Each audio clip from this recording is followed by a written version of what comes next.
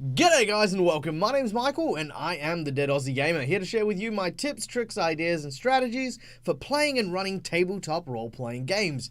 Today's class spotlight, we are going to be taking a look at the Rogue. Masters of stealth and guile, jack of many trades and master of each and every damn one of them. The Rogues are a unique and awesome tool for any adventuring party. But I think there are a few things that we tend to let slip to the side, and we're going to be discussing that today, looking at how to not only play a rogue for your narrative, but some tips and tricks for using them better in your combat scenarios, or even kind of your exploration scenarios, really. So, let's get right into the rogue.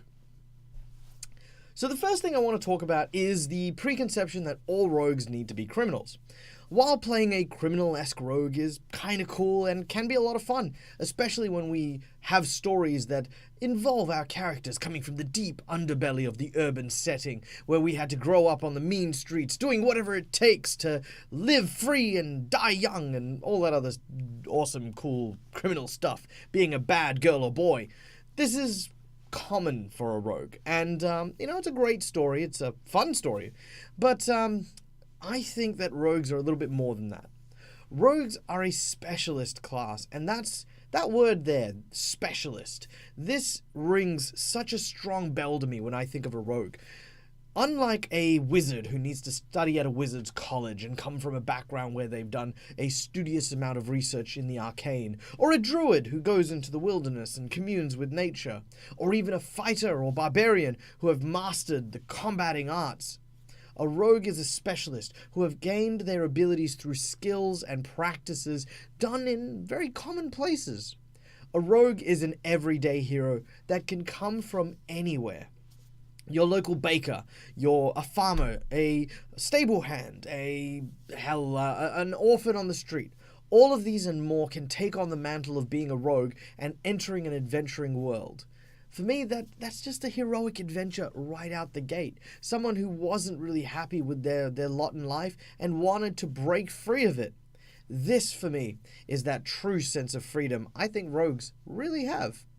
A great example for me would have been a character that I wanted to play called, I can't remember his name for the life of me, but he was a doctor. And he hated the idea of, magic healing. The idea of magic healing for him was a danger. He actually hated it because he believed that with medicine and diseases the way they work, is eventually afflictions would become magic resistant. And with our huge dependency on clerical healings and that kind of it would just be a matter of time before a disease would wipe out all magic users. So he kept his skills as sharp as his scalpels and eventually went on his own adventuring to prove to people that you did not need a cleric in order to be a healer. And he did really well. He was had a little bit of alchemy, had a lot of healing abilities, could identify herbs and remedies and put them together. He was a fantastic character who also fit the role of being a very observant person due to his nature, and having a very skillful and precise hands meant that the sneak attack stuff, his backstabbing abilities were all, explainable. So, that for me is how I think if you want to, you can break free of the idea of a criminal rogue. Now, this being said, let's look at criminal rogues. Now, criminal rogues for me are a dime a dozen. Not to say that it's not a bad story or a great way to add, a kind of anti-hero to your campaign. I suppose for me, the biggest thing is how you handle your crime as that rogue. Here are 3 bits of advice that I will give to any character, not just the rogue, but any character trying to play a criminal. Number 1, always aim the crime away from the group. Do not steal from your party members unless you have a specific campaign trait or drawback that requires you to do so. And in the event of that, talk to the players before you steal stuff. Number 2, always make sure that if you are a criminal, do not try to use the bluff skill like a Jedi mind trick. It's not Jedi mind trick. Do not sit there and go, I did not steal the tablecloth. Your silverware is still where you left it. Because that's not how bluff works. Bluff is that you can convince other people that you are genuinely not trying to deceive them. That's what a bluff check is. When you say something, let's say, for example, that you say, no, officer, I've never heard of this person that you are describing. The officer might believe you and say that you are not trying to deceive him. Okay, yes, maybe this person hasn't seen the person we're after, and off they go. On the other hand, if you say, no, officer, I didn't steal your coin purse, despite the fact that they saw you do it, they would go, there is something wrong with this individual. No, you did steal my coin purse. I legitimately just saw you, but I at the same time believe that you think you didn't steal my coin purse. If you believe that, then give me the coin purse in your hand, for that is mine. If you don't know how you came upon it, then I wish you well in all your mental problems. Right? That's how bluff checks work. That's how they work. So yes, do not just try to bluff train your way out of all these scenarios. Sometimes accepting responsibility is the right answer. If you do a bluff check, try to make it something that perpetuates your innocence rather than your guilt. Instead of saying, I don't have anything, say, oh, my apologies, officer. I saw this coin purse on the floor and I picked it up. You must have seen me as I was picking it up. I'm here. Please take it if it is yours. That way they know you're not trying to deceive them, and it's like well, I did see him take it from my pouch, but maybe that was my mistake. Maybe he was picking it up and he sort of caught it. Maybe, throw something where there is a little bit of doubt and a little bit of wiggle room. If there's no wiggle room, don't lie. Just avoid it. Just be like, yep, I did it. It's me. All right. So there's that. Lastly, when you want to commit a crime, don't just flippantly commit crimes, okay? Be a good criminal. A good criminal doesn't get caught, has an alibi, picks their targets well. They don't go around to everyone and steal anything not nailed down and rely on the fact that they've got a high skill check to get away with it. A skilled criminal marks their target. They find the most valuable piece, the most unnoticed thing to take. These are great criminals, and I think by using that and some of your, better judgment, you can make a fantastic criminal. Again, avoiding using it on your players or other fellow players. All right. Next up, let's talk about rogue specialists. Now, rogues are a jack of all trades. They can specialize in literally anything. Many different RPGs, whether you're playing Pathfinder, Dungeons and Dragons, or anything else really. The roguish classes, or operative for Starfinder, I'll throw that one out there. The roguish classes are ones who have a ton of skill points. Skill points to be able to specialize in a number of interactive challenges. That's what a rogue really thrives at. What you want to look at is what is it that you want to try and achieve and become a taskmaster for those skills. Let me clarify that a little bit. A rogue who specializes in trap finding would be a taskmaster in the sense of trap finding. In a dungeon, they would take the lead. They would become the effective group leader, saying, okay guys, look, stay 5 foot behind me, maybe even 30 foot, because some traps really go, right? I will scout out ahead, make sure it's safe. If it's safe, I will mark the path as, I won't mark the path, but if it's unsafe, I will mark it. On the other hand, you could have a rogue who says, okay, I've got really high perception skills and a lot of knowledge about monsters and creatures and critters. I will stay, say, 1 room ahead and listen to the door and sort of try and gather some evidence and see if I can identify what kind of monsters we're up against. Alternatively, again, you could always look at someone who specializes in scaring the living daylights out of people. It's like, okay, we need to interrogate someone. Move over, give me a shot. I don't need to use violence. Listen here, you. Have that Batman moment. These are your specialists. As I was saying earlier on, being a specialist also helps build up your narrative, but it also gives you a nice place to fit within the group.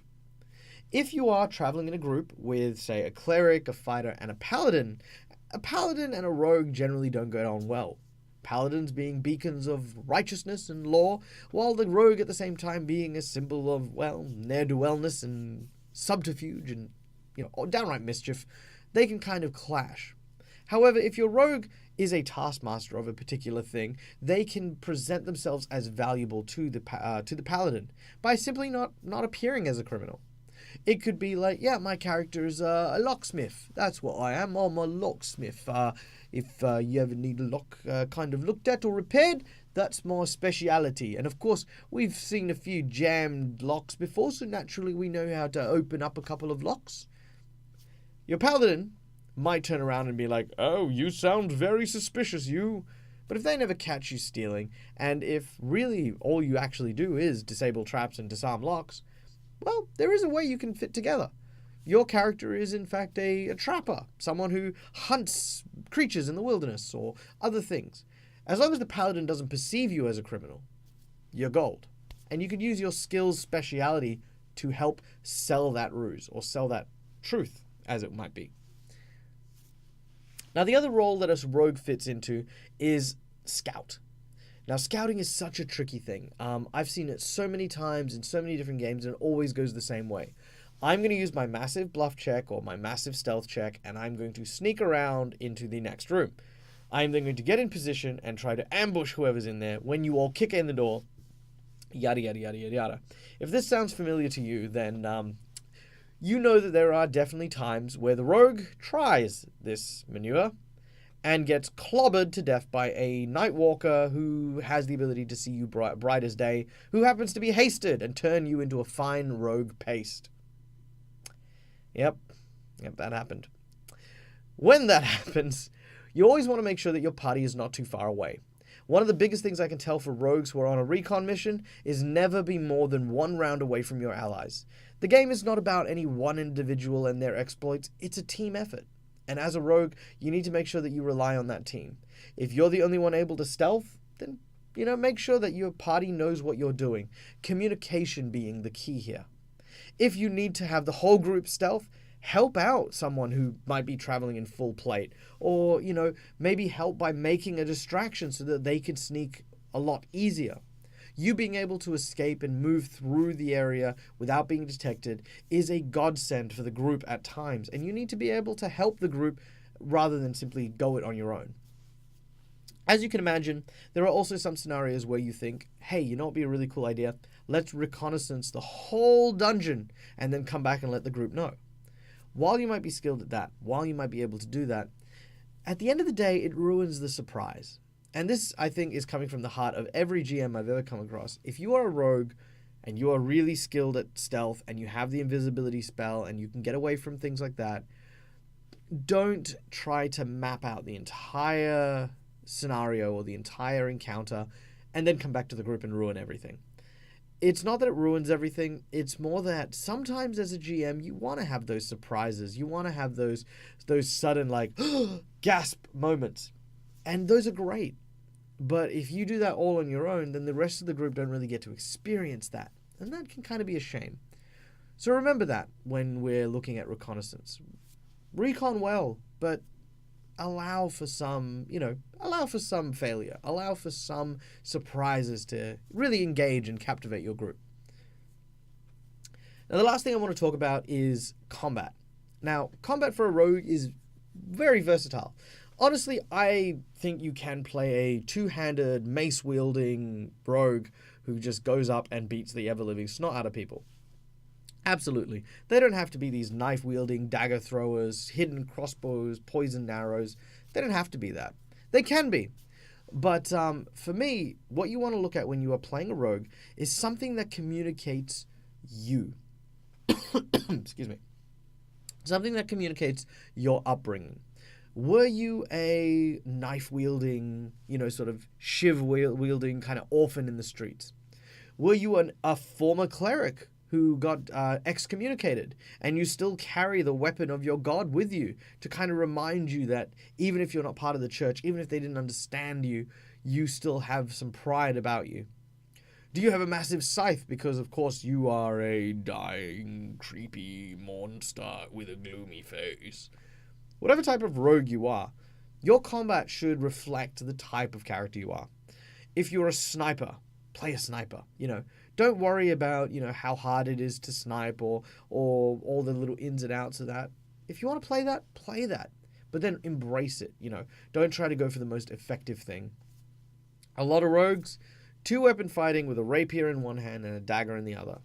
While that's very common because of the high crit range and of course the ability to use your dagger as a throwing weapon and the multiple extra precision damage that you get from two-weapon fighting, it's a tired thing, and it's something that you want to really explore more.